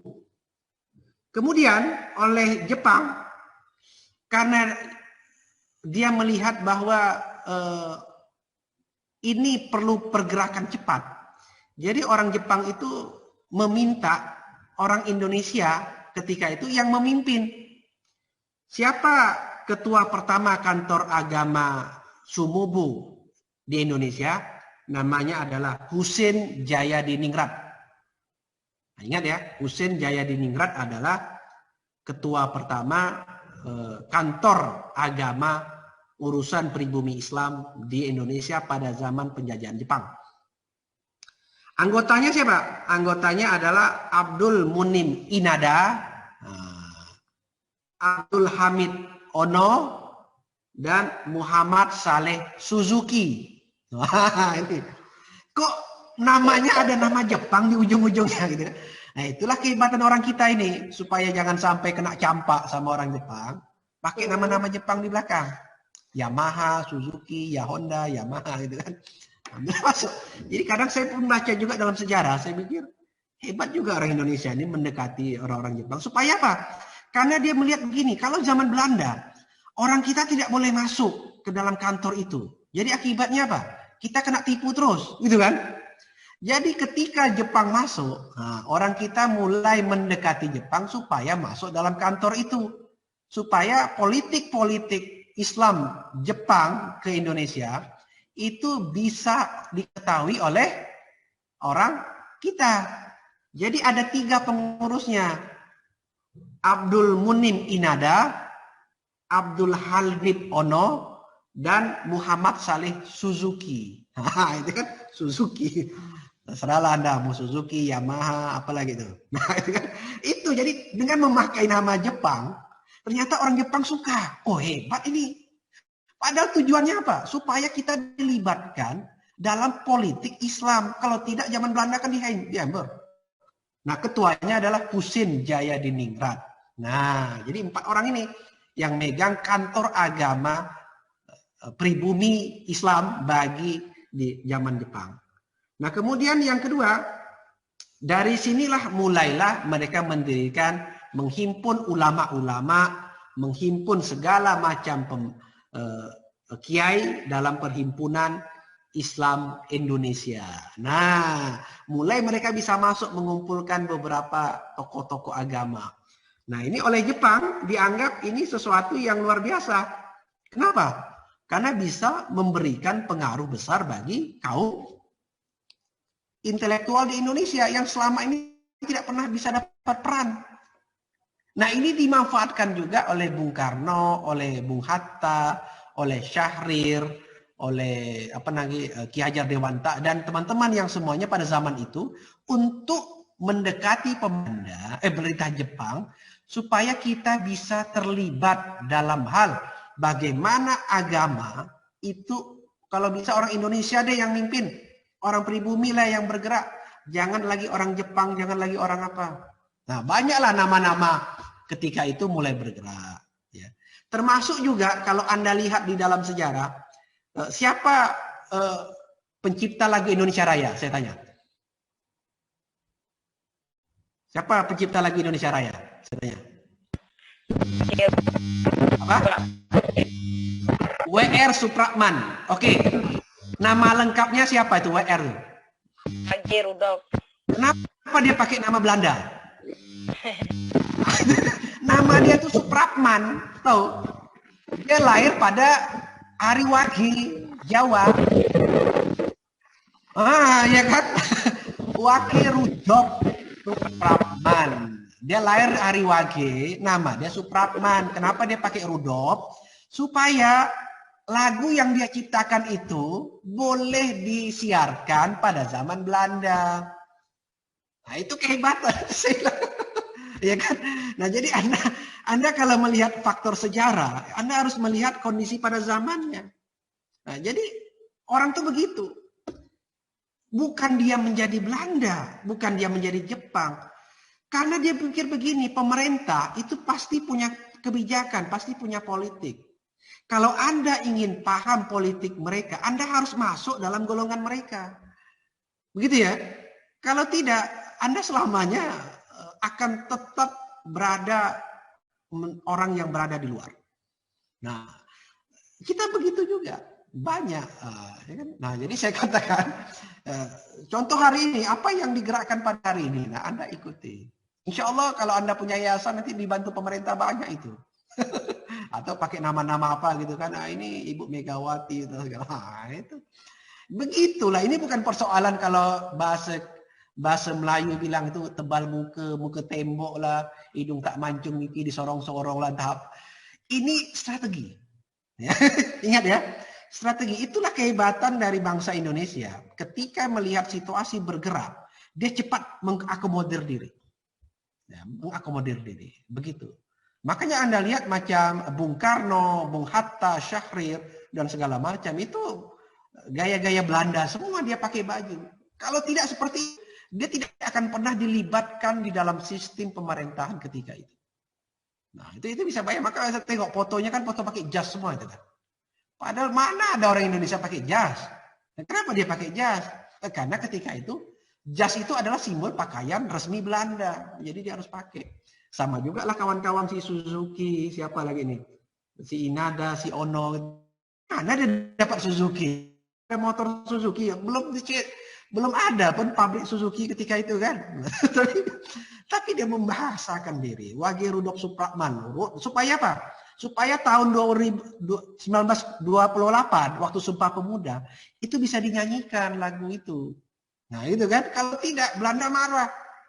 Akhirnya Belanda yang tak ngerti siapa dipikir dia ada orang Belanda. Mungkin mak dia orang Belanda tuh Wage. Padahal orang Indonesia asli. Nah, itu kehebatannya. Nah, itu yang saya katakan begitu. Nah, kemudian yang berikutnya, pada zaman Jepang setelah Husein Jayadiningrat memimpin rumah politik Islam pada zaman Jepang, kantor politik Islam, Jepang itu ada satu yang memberikan sesuatu yang luar biasa sehingga mengakibatkan perlawanan besar-besaran. Termasuk Kiai Haji Hasyim Asy'ari itu dan murid-muridnya itu melawan. Apa itu? Setiap pagi orang Jepang mewajibkan orang kita namanya seikeirei. Seikeirei. Apa itu seikeirei? Membungkuk menghormat pada jam 6 pagi ke arah matahari. Seikeirei. Atau bahasa mereka adalah sembayang matahari. Nah, kenapa sembahyang matahari?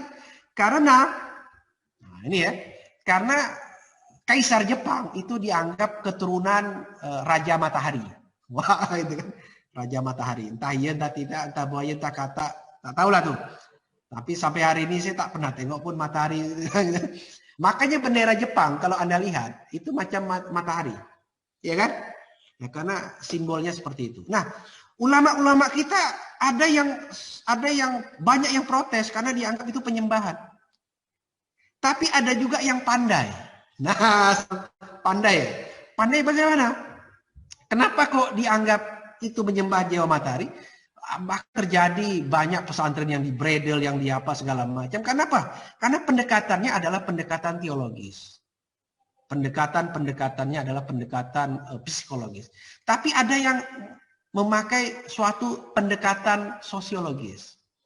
Nah, ini salah satunya adalah yang berada di Sumatera Barat dan segala macam pakai pendekatan sosiologis di Sumatera. Apa itu? Kenapa kita sekeke? Tak masalah.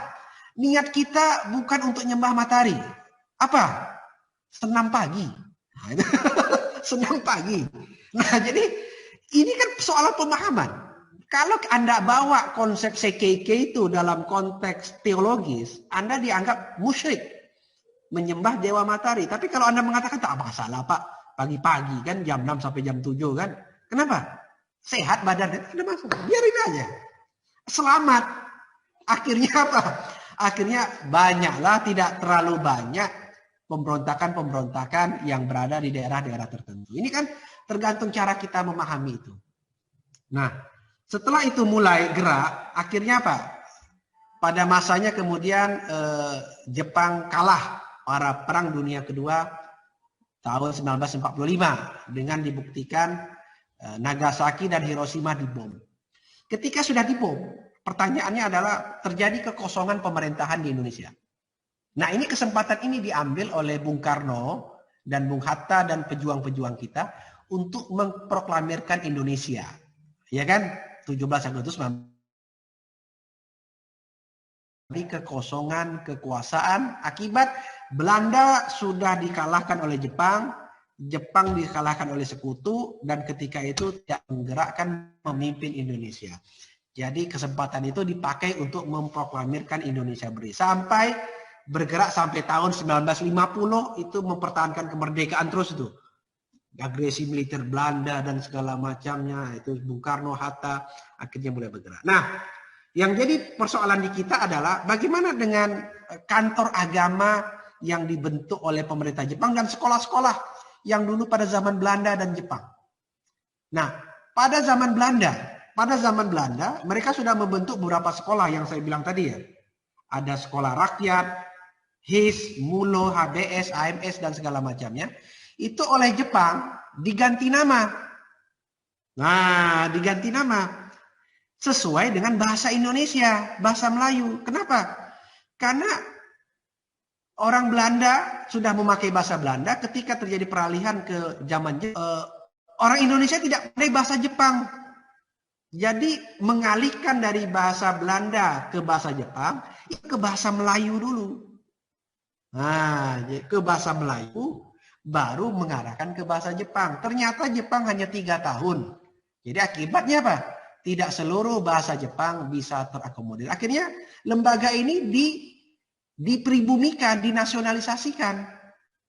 Sekolah rakyat berpindah menjadi sekolah dasar, sekolah pribumi. Kemudian HIS itu berkembang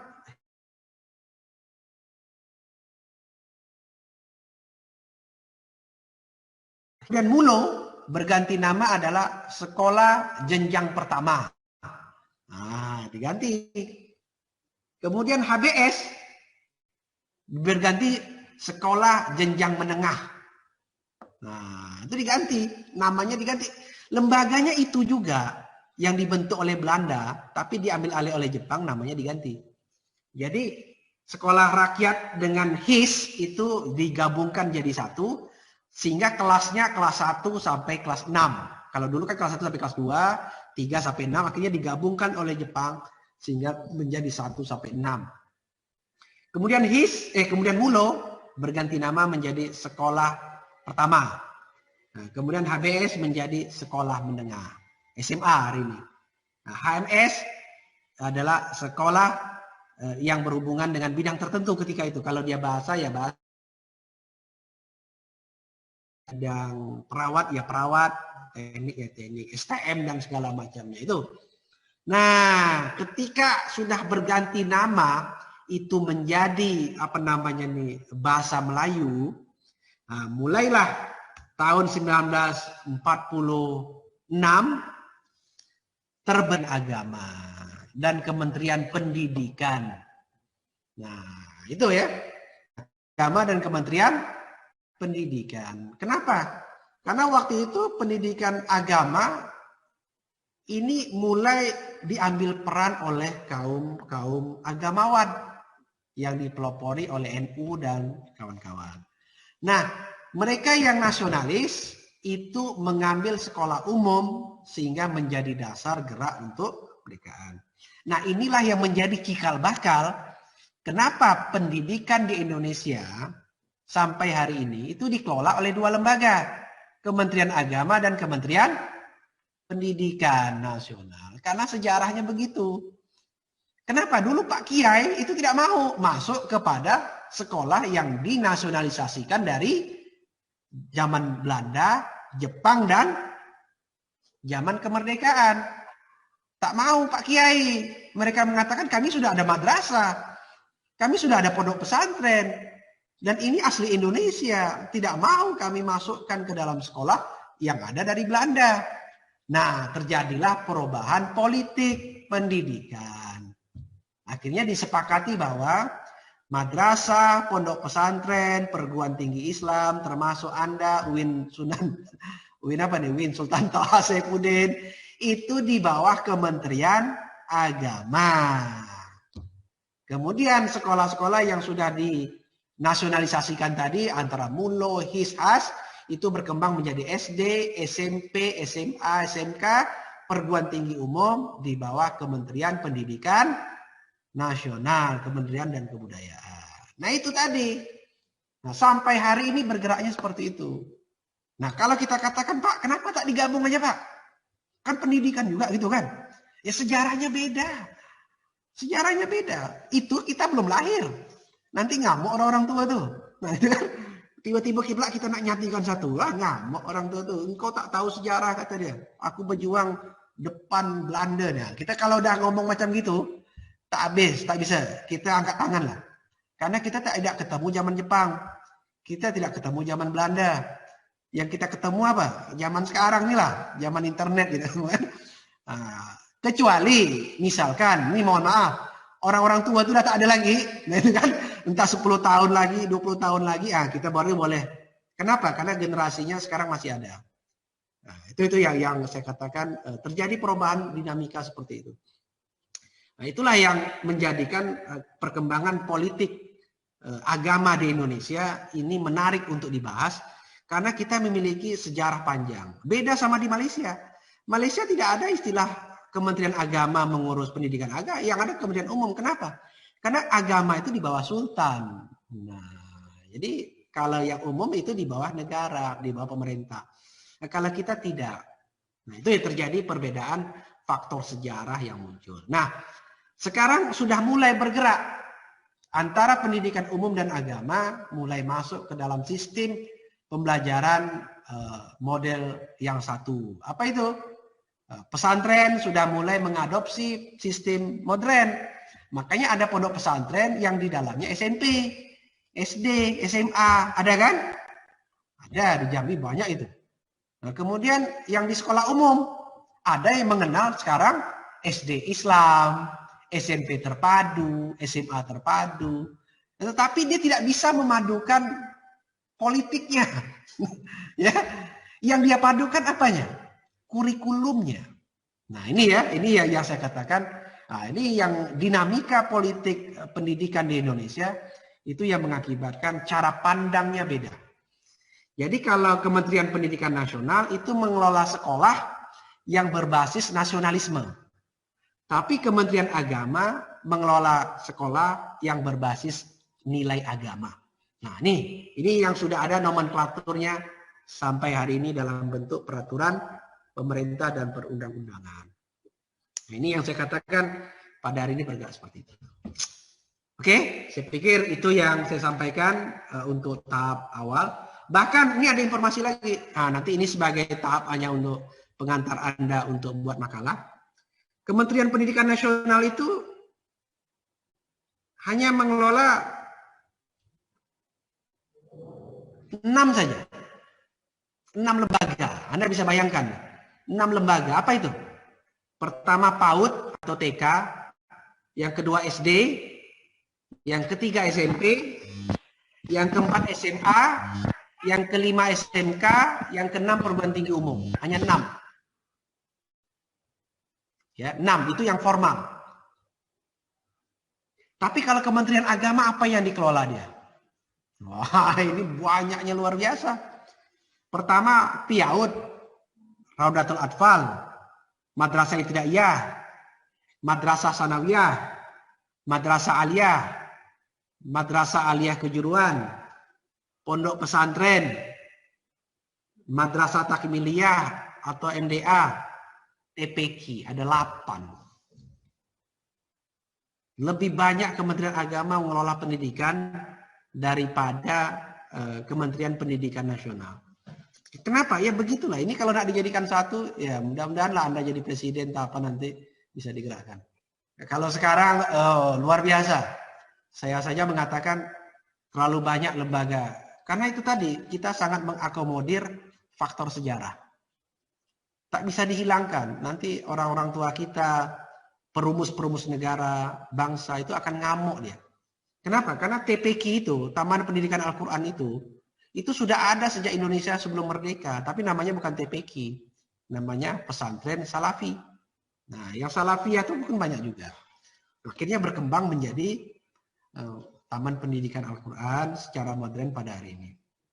Nah, itulah yang saya katakan dinamika politik dan kebijakan pendidikan Islam di Indonesia itu lebih kompleks. Bahkan saya katakan di dunia itu sangat kompleksnya sekali.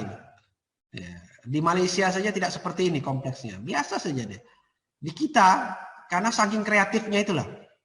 Kreatif. Karena hubungan antara yang ditanya tadi oleh Pak Amin, hubungan antar Islam dan politik itu berakibat kepada kebijakan pengelolaan kelembagaan. Ya, kalau di Malaysia, orang tidak berani ngomong itu. Kenapa? Karena agama itu di bawah raja. Jadi dia sudah sentral. Tidak boleh masyarakat membentuk lembaga agama kalau tidak ada garis lurus kepada sultan. Nah, itu ingat di Malaysia ya. Tapi kalau kita tidak, kita kemandirian. Pak Kiai itu boleh mengajukan pendidikan keagamaan dalam bentuk apapun asal sesuai dengan peraturan perundangan. Ya kan? Bahkan bukan hanya itu saja. Misalkan Anda nanti tamat S2, Anda kadang bisa membuat yayasan, membuat apa kan? Lembaga bebas. Nah, jadi kita lebih apa namanya itu boleh dikatakan kita lebih merdeka dalam hal pengelolaan kependidikan ini. Nah, makanya materi politik dan kebijakan pendidikan ini perlu diberikan karena kita terlalu apa namanya itu bebas untuk membentuk kelembagaan itu. Ya kan? Anda bisa lihatlah mudah. Sekarang tidak dipersulit lagi membangun lembaga pendidikan. Kalau di Malaysia jangan Anda coba-coba di luar negeri. Itu susah tuh, ribet. Karena ditanya dulu tentang persoalan anggarannya, gedungnya di mana, gurunya siapa, gajinya berapa, apa yang itu. Kalau di kita tertulis saja itu kan ikhlas Pak, ikhlas beramal Pak. Yang penting anak-anak bisa. Itu lolos loh. Tapi kalau di sana nggak boleh. Berapa amprahnya jelas, berapa diterawah. Ini. Jadi mengakibatkan kita lebih kompleks dalam hal pengelolaan itu. Itulah yang saya katakan tadi bahwa pendidikan politik di Indonesia itu lebih kompleks dari manapun negara di dunia ini. Nah, oke, saya pikir itu ada pertanyaan untuk sesi ini. Silakan. Nah, Pak Uzan. Ini Anda bisa tengoknya di internet, bisa ada. Kalau macam gini ada di internet. Ada. Kemudian ini juga ada. Ada ini. Ini juga ada. Nah, ini apa lagi nih? Banyak ini. Nah, jadi yang saya tunjukkan ini adalah sistem pembelajaran yang ada. Ada juga buku saya tunjukkan sebentar ya.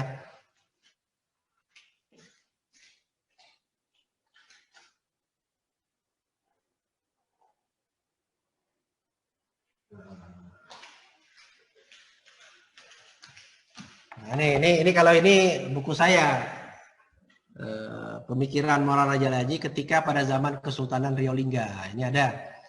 Nah, ini juga boleh. Kemudian ini waktu saya mengkaji tentang pemikiran pendidikan tentang konsep tarekat. Jadi pembelajaran ala tarekat iya. Jadi Naksabandia ini dia punya model pembelajaran yang disebut dia dengan di rumah suluk, kemudian pembelajaran bahsul masail. Nah, ini ada ciri khasnya yang dia pelajari. Nah, tapi ini hanya sebagai bagian daripada pengetahuan kita saja. Saya lagi menulis buku tentang sejarah pendidikan Islam di Indonesia, tapi belum selesai pula. Nah, di dua ada beberapa, ada 4 buku saya nanti yang ini kan. Jadi saya pikir itu yang kita ini kan. Jadi Anda bisa lihatnya di internet, itu ada semua, atau di Shopee. Shopee tahu ya? Tahu, Pak. Hah? Nggak tahu ya? Itu ada tuh, saya tengok murah itu. Paling sekitar 45.000, 30.000, sekitar itulah. Nah, saya dulu buku ini kalau Anda mau tahu, ini buku ini tahun 89 saya beli. Waktu itu saya SMP, MTS. Kenapa? Karena saya suka bacanya ini. Apa yang membuat saya suka? Karena di sini banyak istilah bahasa Belanda yang saya tak tahu. Jadi saya tengok, ini buku ya. Waktu itu masih saya sanawiyah itu. Saya baca, ini kok ada pula istilah-istilah macam gini di Indonesia. Saya tidak tahu waktu itu. Akhirnya saya belajar. Nah, kalau ini kemarin saya dikasih kawan-kawan dari Arab. Maksudnya dia keturunan Arab yang tinggal. Kata dia, saya ada buku Pak, ini kalau Bapak nak baca. Saya tengok, isinya bahasa Inggris semua. Isinya bahasa Inggris semua. Nah ini ya, bahasa Inggris semua. Nah, jadi saya tengok, alhamdulillah bagus ini. Jadi itulah salah satunya pembelajaran yang seperti itu. Di jurnal, di apa juga boleh, tak ada masalah. Jadi saya pikir apapun lah yang bisa membantu Anda untuk memahamkan materi, saya pikir lanjut saja. Seperti besok nanti ada materi pertama, misalkan terkait dengan apa namanya,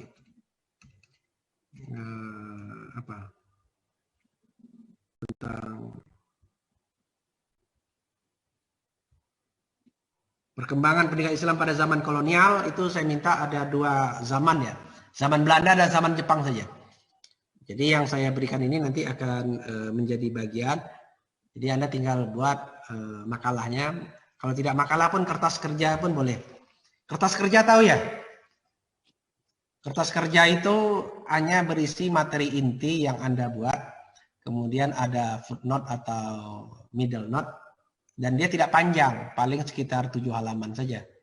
Bentuknya sama dengan ketika Anda menulis jurnal. Ada apa namanya tuh, abstraksi, kemudian langsung kepada pendahuluan dan isi. Dah itu saja.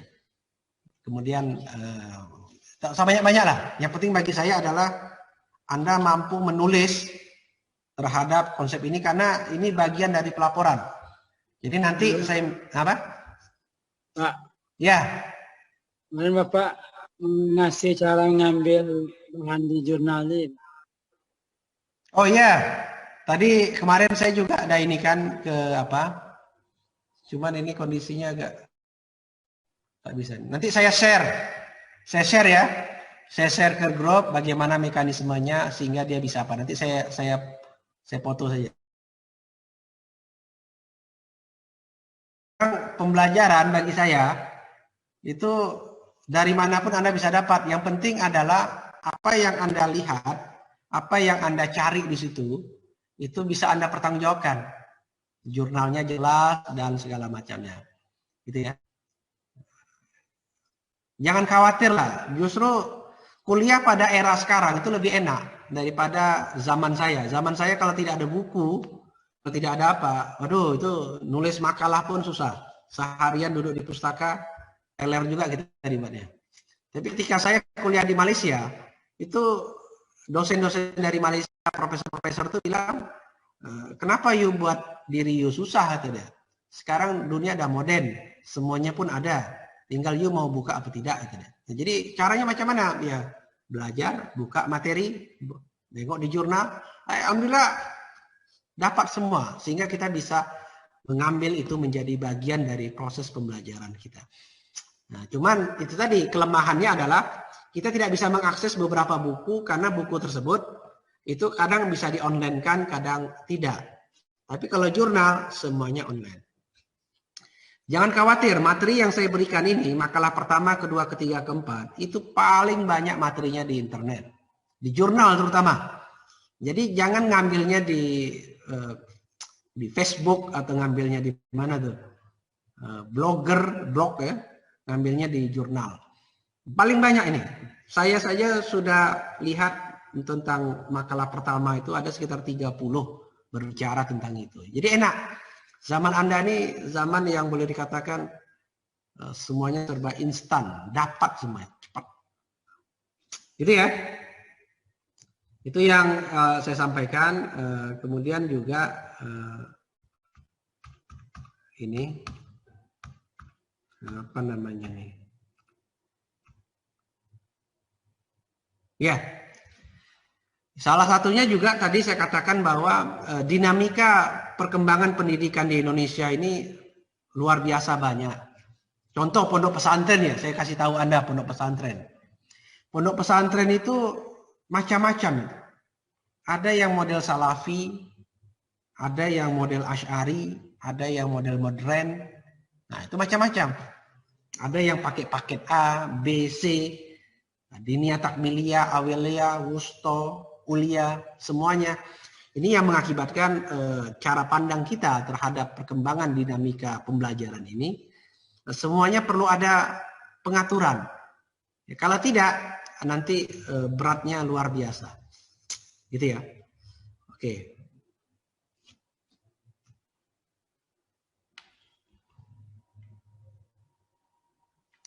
Oke ya. Jadi itu yang saya sampaikan pada pertemuan hari ini. Jadi tolong nanti di absen di grup siapa yang hadir pada hari ini. Jadi saya minta 2 hari sebelum minggu depan, hari Kamis berarti hari apa itu? Hari Selasa paling tidak sudah di-share materinya. Nanti Anda presentasi ke kita. Jadi nanti insya Allah bisa. Cuman pertanyaan saya begini. Ini karena saya yang membuat Zoom-nya. Jadi share-nya tuh dari, bisa nggak Anda men-share? Tak bisa ya? Tak bisa ya? Kalau tak bisa, resikonya begini saja. Iya, karena, atau Anda yang buat Zoom-nya, silakan. Berarti siapa yang punya makalah, dia buat Zoom. Jadi bisa gitu saja. Macam mana? Kalau saya yang buat Zoom, resikonya adalah materi Anda, saya yang bisa menginikan. Tapi permudahnya Anda share dulu ke grup, jadi teman-teman itu sudah membaca dulu. Jadi Anda nanti tinggal bicara saja di Zoom. Kalau seandainya saya yang buat Zoom, jadi nanti di situ kita diskusi mana yang bisa ditambah mana itu. Ya. Atau yang kedua, yang punya makalah yang buat Zoom, jadi Anda bisa men-share. Mana saja yang baik, saya pikir tidak ada persoalan. Yang jadi masalah adalah Anda tidak hadir. Nah, itulah yang jadi persoalannya. Nah, itu penting Anda hadir, mampu mempresentasikan, dan aktif dalam bertanya. Karena nilai keaktifan itu 20%, termasuk yang ada. Oke, ada lagi pertanyaan? Ya, silakan. Kami ini rencana lokal B mau ke Batam ya Pak. Woi, ke Batam? Hebat. Kapan? Tanggal 29 Pak. 29 apa? 9 Maret. 29 Maret, hari Senin. Boleh? Semuanya? Hampir ikut semua lah Pak. Apa? Hampir ikut semua nih Pak. Wah, kalau ikut semua bagus. Jadi nanti cari satu waktu Anda ke Pinang, nyebrang dari Batam. Nanti kita kuliah di sini aja. Ya. Jadi satu hari saya arahkan Anda untuk memberikan materi, kita diskusi. Nah, setelah itu terserah Anda lah mau kemana, insya Allah saya doakan sehat selalu lah. Di Tanjung Pinang corona udah mulai turun. Ya, udah mulai turun. Bukan turun harga ya, maksudnya maksudnya turun pasien tidak ada lagi. Kemudian kapan berangkatnya?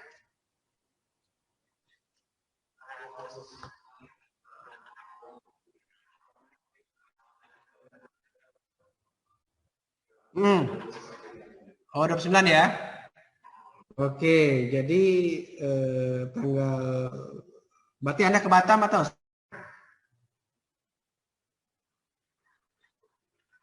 Oh, sampai tanggal 1? Oke. Nanti terserah lah. Kalau Anda mau, kelas Anda mau ke Pinang, ya silakan saja. Kalau kawan-kawan kayaknya, kalau yang di Batam kayaknya banyak di Batam nih. Karena Pinang Batam tuh 1 jam. 1 jam naik kapal. Ya, tapi kalau Anda berapa orang jumlahnya? Oke, nanti kalau kasih tahu nanti biar saya jemput di pelabuhan. Tinggal kasih tahu saja, nanti saya perintahkan supir jemput Anda. Saya bilang ini orang-orang hebat dari Jambi ini, harus dijemput, nanti ngamuk dia. Ya, paling tidak balik hari lah boleh kan? Anda berangkat pagi, minta izin satu gerombongan ke Pinang. Nanti sekitar sorenya Anda kembali lagi ke Batam. Selesai itu. Ya, minimal kita ada pertemuan lah 1 semester kan. Jadi boleh Pak ya? Boleh, apa yang tak boleh? Kecuali Anda mendirikan negara baru, itu yang tak boleh tuh. Bahaya itu. Ya, ini jangan gara-gara belajar politik pendidikan, wah bikin isu baru kan. Demam saya nanti itu. Tapi kalau sekedar untuk belajar, untuk melihat situasi, kemudian memperkuat silaturahim, tak ada yang tak boleh. Semuanya oke itu saya pikir. Ya. Apa? Silaturahmi. Iya, silaturahmi. Insya Allah. Baik. Jadi kalau hari ini tanggal berapa nih hari ini? Tanggal 19 ya.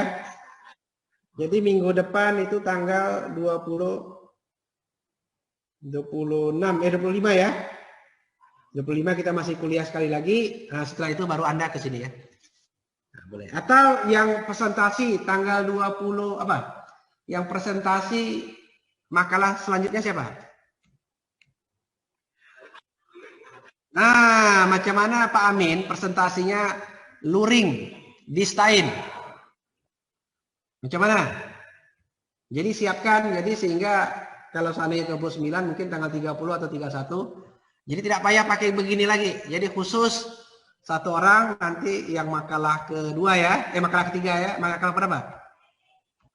Makalah kedua, Pak Amin bisa presentasi secara langsung. Jadi kita bisa membahas enak lah. Nah, ini ya. Iya, langsung tanya jawab. Kemudian kita bisa cerita tentang zaman Orde Baru. Orde Baru ini perkembangan dinamika pendidikan Islam itu luar biasa. Ya, luar biasa karena dia yang membentuk pola baru pendidikan hari ini itu Orde Baru. Orde Baru punya kerja. Kalau zaman. Karena zaman Pak Harto ya, zaman Pak Harto itu memang politik pendidikan Islam di Indonesia itu memang betul-betul ditata dia. Ditata dia betul luar biasa. Kalau zaman Soekarno masih politiknya politik apa namanya ini? Orde Lama itu masih politik ini. Ini Orde Lama ya nanti ya. Orde Lama itu politiknya masih politik akomodatif dari pembelajaran zaman Kiai segala macam, baru sekarang. Jadi masih mencari bentuk. Orde Lama itu masih mencari bentuk format. Contoh, saya kasih informasi misalkan perguruan tinggi. Perguruan tinggi pada zaman Orde Baru, Orde Lama itu itu acuan kurikulumnya banyak ke Mesir, banyak ke Arab, nah, itu ya. Nah, kemudian zaman Orde Baru acuannya lebih banyak ke Eropa, ke negeri. Nah, itu terjadi perubahan-perubahan seperti itu. Jadi kalau kita sepakat pada hari ini, insya Allah saya minta nanti minggu depan 2 hari sebelumnya tolong di-share materinya. Kemudian nanti minggu depannya ketika Anda berada di Batam, sempatkan waktu 1 hari ke Pinang, balik pagi, pergi pagi, pulang sore. Nah, kita presentasi perkuliahan. Sekalian lihat kampus. Ya kan? Nah, kampus. Nah, jadi mudah-mudahan ini bagian dari kampus Anda juga kan? Ya. Amin. Jadi mungkin kampus Pinang tidak sebesar kampus di Jambi, hanya seujung kukunya Jambi. Nah, tetapi kita banyak di sini informasi baru yang barangkali nanti bisa Anda dapatkan seiring dengan pengalaman yang kita berikan. Oke, cukup ya. Saya pikir demikian saja perkuliahan kita hari ini. Saya jam 4 lepas asar ini ada meeting lagi sampai sore. Saya doakan Anda semua sehat dan kita bisa ketemu lagi pada waktu dan gelombang yang sama. Jangan lupa di absen, nanti akan saya share materi hari ini terkait dengan proses pembelajaran. Allahumma wafiq ila aqwamit thariq. Assalamualaikum warahmatullahi wabarakatuh. Waalaikumsalam. Oke, saya live ya.